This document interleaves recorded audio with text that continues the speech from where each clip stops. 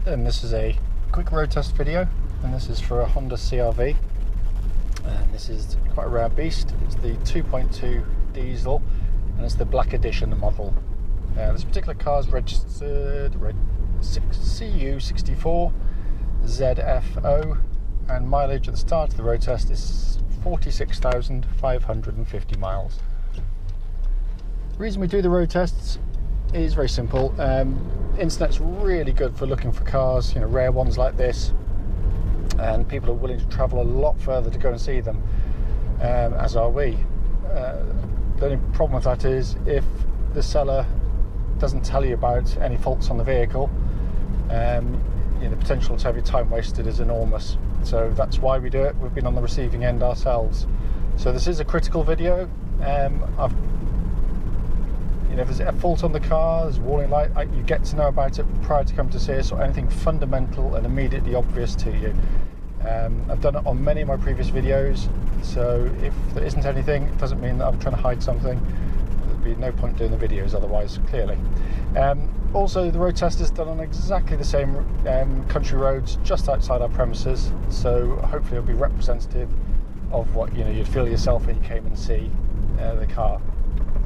So coming back to the car itself, clearly it's been a well looked after car. All its servicing up to this point has been done by the Honda main dealers.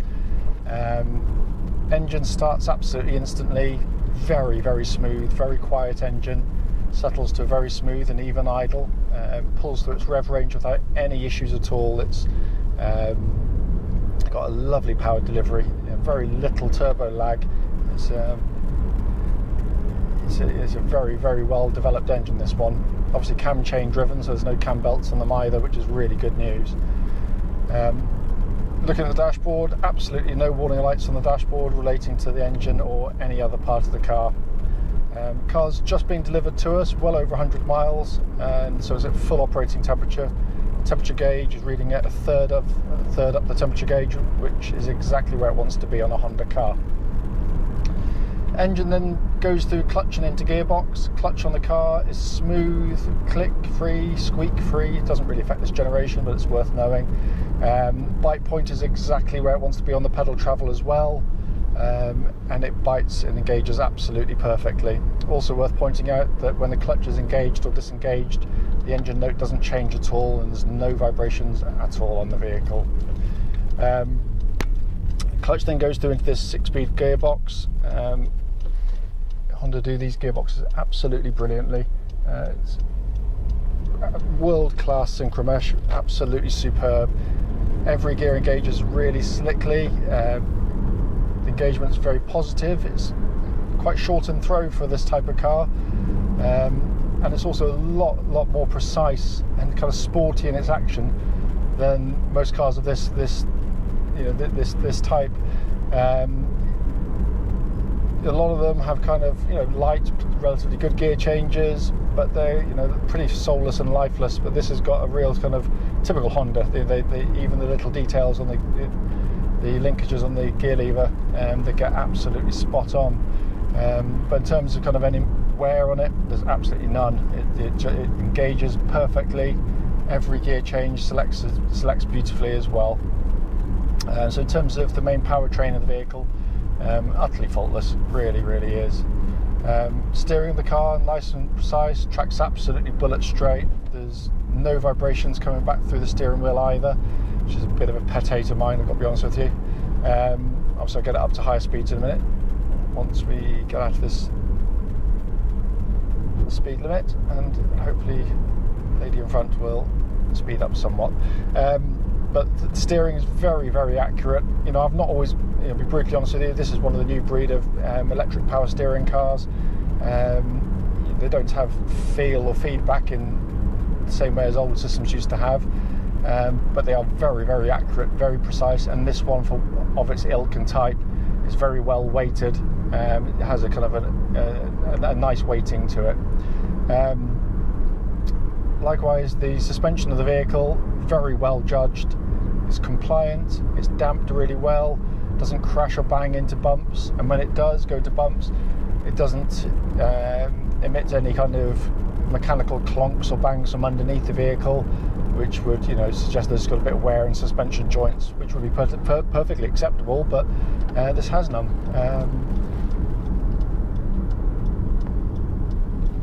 But it's also, it allows the car, each generation of CR-V just seems to get better and better. This one corners even flatter than the rest, rides even more smoothly than the rest. Just to see how quickly this one goes by.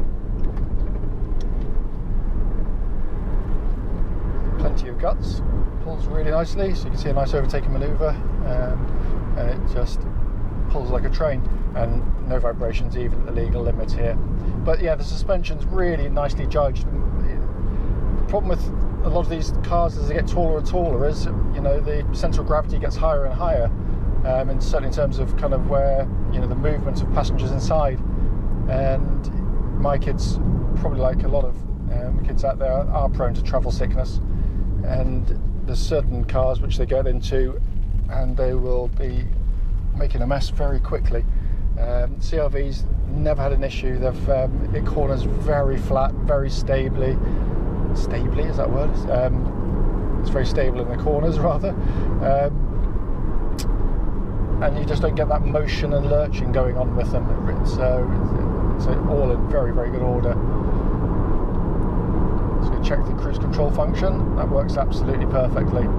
Also, whilst I'm at the legal limit here, just checking out for wind noise that shouldn't actually be there. So if, you know, like a windscreen seal or door seals were damaged, you might end up with a, you know, annoying wind hiss coming into the vehicle. And these are very, very quiet on the move, these cars, but there's none at all. So all the seals and everything in good order. Also got an opportunity now just to stamp on the brakes, and the brake pedal's nice and solid. There's no pulsing, no vibrations coming back through the brake pedal at all, which suggests that all is in fine fettle down there.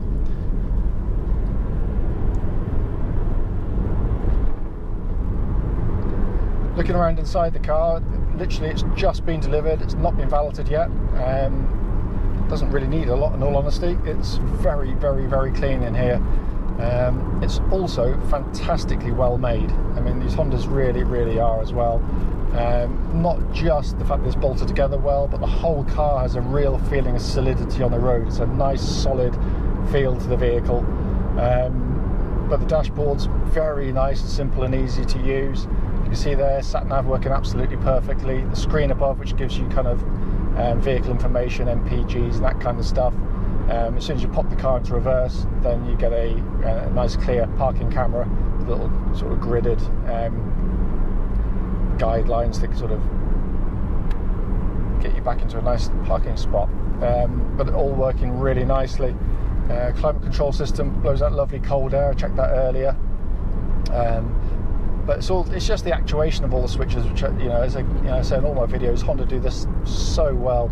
The switch gears are of very, very high quality indeed, and designed to sort of last, you know, the life of the car. I mean, they're very, very well made. Main dashboard, all the readout, everything working exactly as it should. And on this model we get auto lights and auto wipers, and again they're functioning perfectly, as is the whole of the multifunction steering wheel. So you've got kind of information up here. You've got hands-free functions for telephone and Bluetooth down here. And then up the top you've got more information, which is you've got your cruise control and further information for your centre information system on the dashboard there on the bottom right. But it drives fantastically well, it really does. These cars are obviously four-wheel drive, although you could get a two-wheel drive version later in the car's life.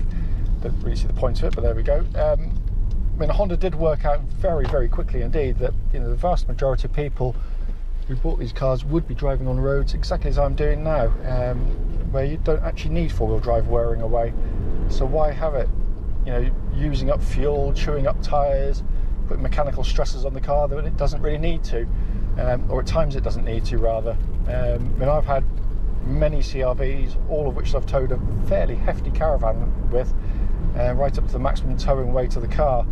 And, you know, this time of the year, going across some soggy pitches, I needed four-wheel drive, and it's brilliant. It basically, there's no buttons to press, you don't activate it or disengage it.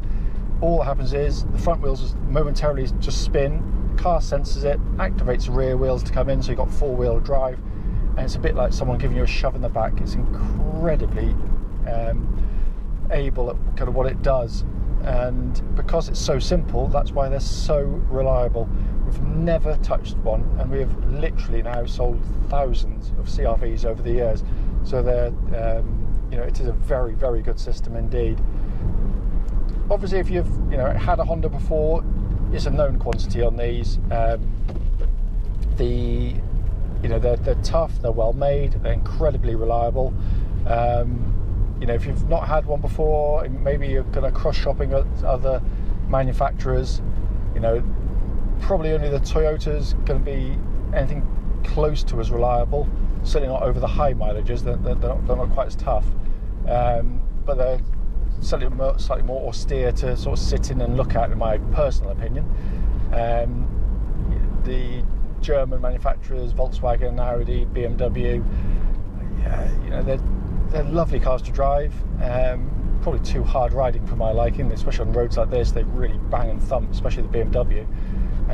But it's just the mechanical issues and electrical faults that they suffer from, which, you know, we've been on the receiving end of ourselves, and they can be pretty woeful. But these are wonderful, wonderful cars.